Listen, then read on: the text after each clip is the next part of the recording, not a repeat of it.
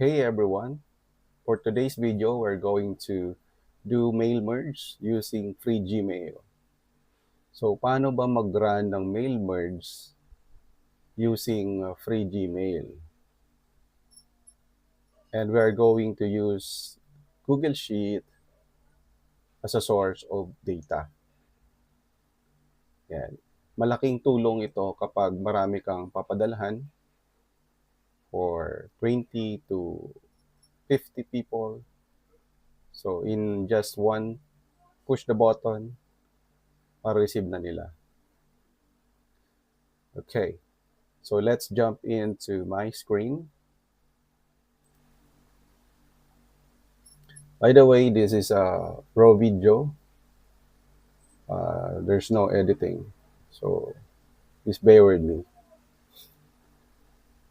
Okay, to start with, let's go to G-Sheet. Start tayo ng blank sheet. So click the blank spreadsheet. So we're going to create column headers.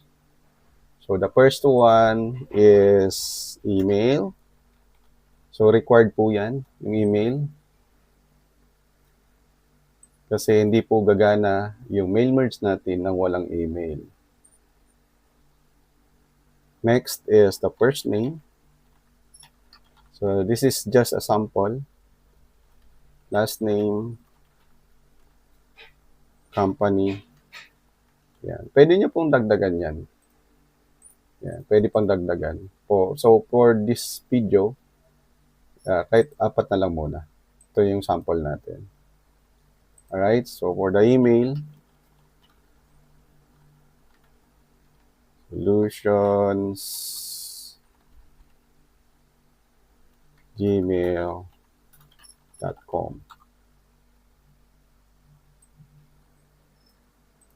Juan Villacruz. So for the company, just a dummy corporation. So, pwede nyo dagdagan na marami yan. So, for this example, we'll just use one. So, pwede nyo pang dagdagan na wala namang limit. Alright. So, mayroon na tayong data. So, next step is to install a plugin. So, for this demo, we're going to use a plugin. So, sa next video ko, we're going to use a Google script. So, madali lang din kasi ibigay ko na sa inyo yung script. Then, kaka-copy-paste nyo na lang. So, that is more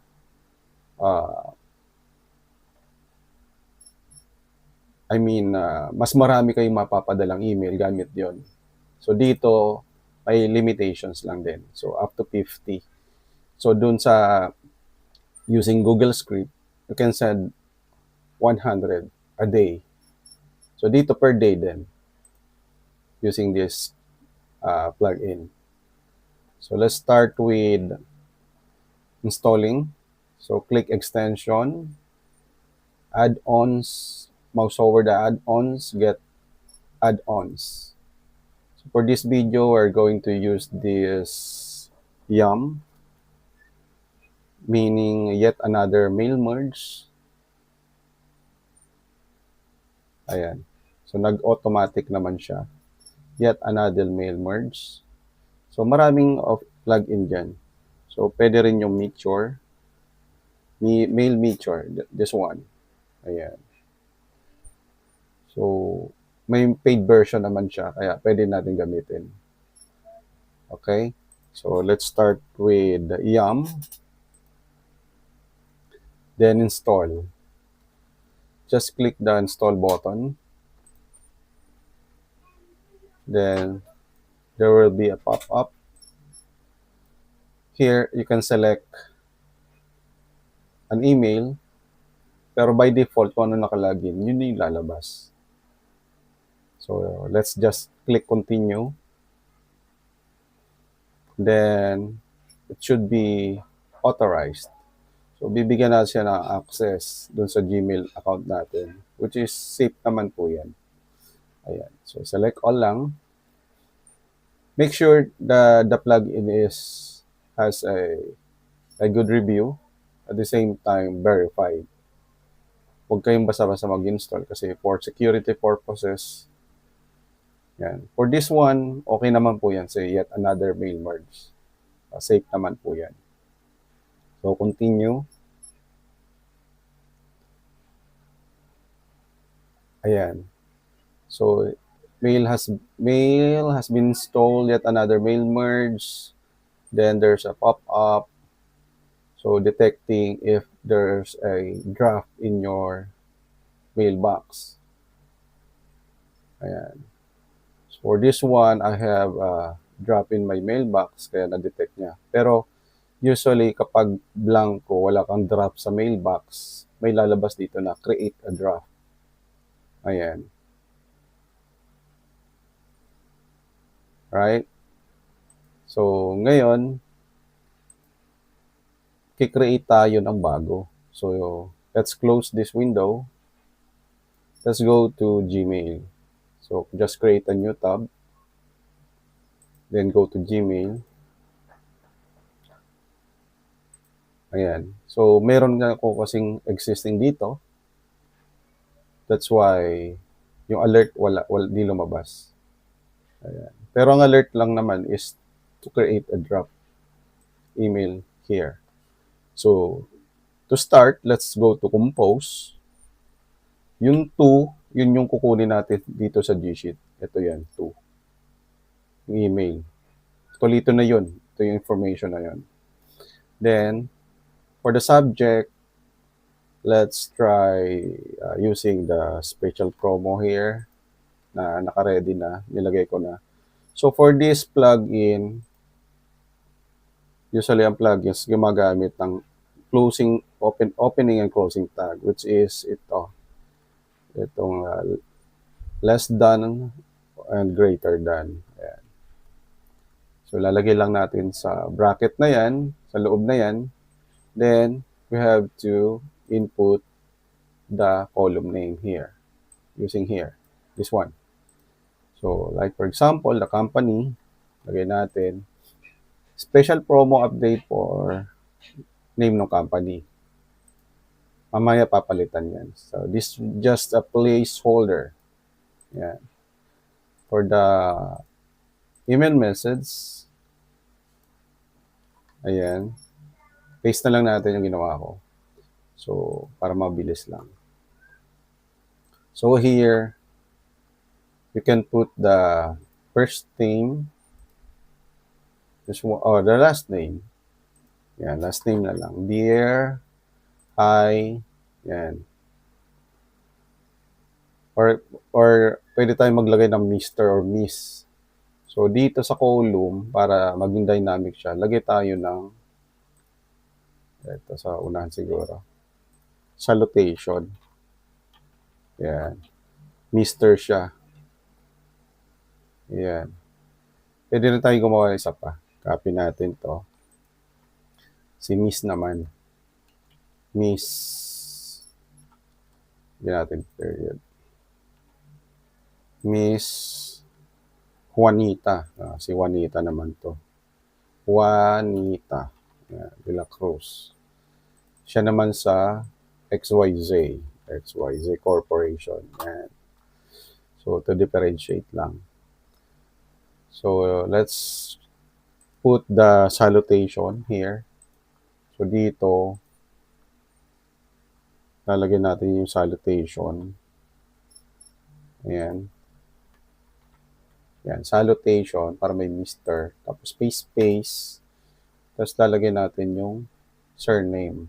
So, copy-paste na lang natin to para mapabilis. Yan, last name. Right? So, ang basa niyan, hi, Mr. Juan. Pwede rin, hi, Miss Juanita. Ay, De La Cruz, sorry. De La Cruz pala yung ano natin, surname. So, ibahin na lang natin to. Juanita Reyes. Yan. para mag-iba. Pero pwede naman po yan, basta pagkaiba namang tao eh. Actually, pwede naman same person, kaya lang, magiging doble yung marireceive niya. So, that's better, unique. Right? Next one is, ayan na.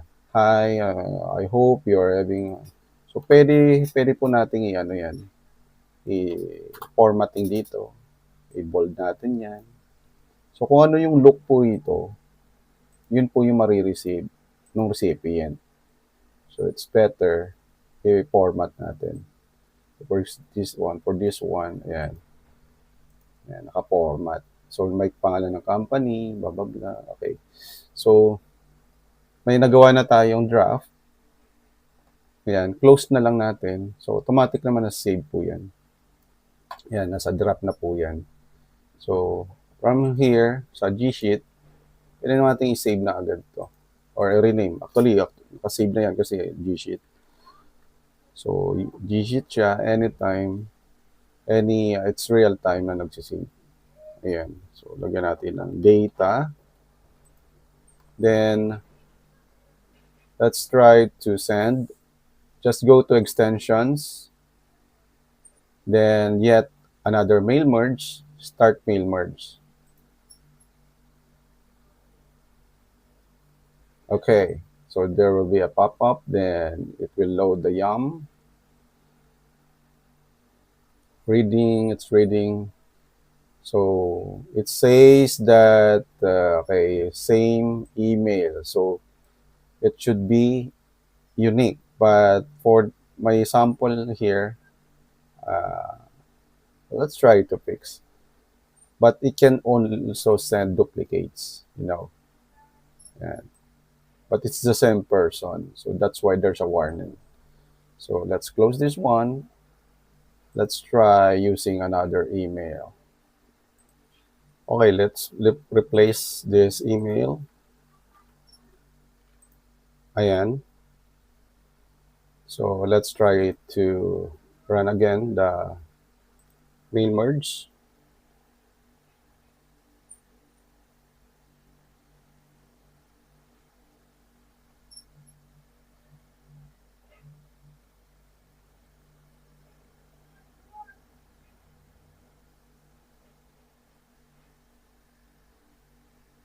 Okay. So my sender name is Samotsari Web Solution. Then the email template I'm going to use is the one in the draft. So make sure to click the track emails open. Then here, there's a count. Send 2 emails. So just click the send 2 emails.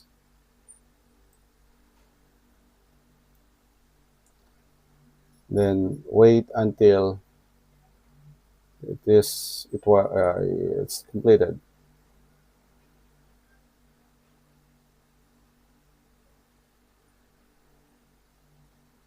There.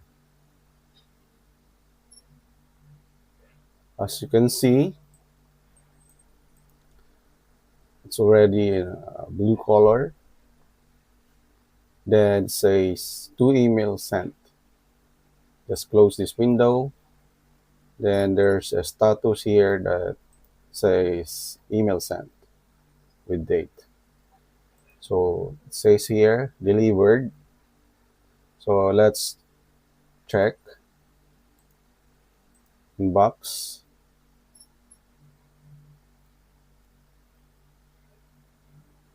Congrats, blah blah blah. Let's start. Okay, let's try to reload. There. Special promo update for ABC Corporation. It's open. And so it was replaced, the company here. So this one, don't mind this because this is the draft that I created here. So I just send using this email. So that's why it shows this one. So makita na natin na naglagay siya ng surname and then salutation. Hi, Mr. I hope you're having blah blah blah. Then this one is also formatted. All right, so there you have it. So for the next video, I'm going to teach you on using Google Script, which is more improved and better because it has, you can send more email, and siyempre dahil Google Script siya, pwede natin i-customize. Ayan. So, pwede rin tayo maglagay ng tracker. So, for this one, this is built-in na gamit yung plugin. So, mapansin nyo na din na meron siyang meron siyang upgrade.